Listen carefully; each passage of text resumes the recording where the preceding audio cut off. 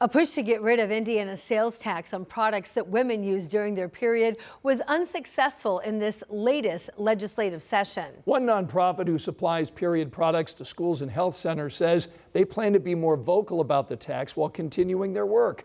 Our Statehouse reporter Emily Longnecker has that story. It's a healthcare issue, it's an education issue, it's a dignity issue. That's how Angie Katinas, the founder of Project Period, views the issue of women having access to and being able to afford menstrual products. Well, it's called period poverty, which is the experience of not being able to afford the period products you need to safely and with dignity manage your period. Katinas says research shows women across the country and here in Indiana sometimes struggle to afford monthly products. As many as 1 in 3 girls report missing school because they don't have the necessary supplies to go to school with dignity during their period.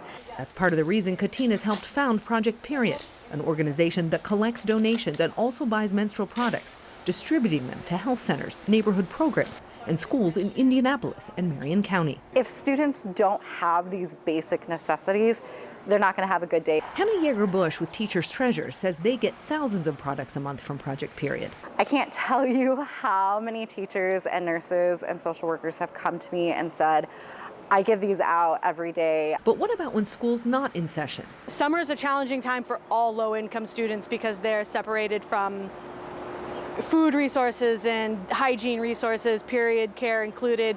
And so we just decided to step up to the plate. This summer, for the first time, Project Period will provide thousands of period products to all 25 branches of the Indianapolis Public Library.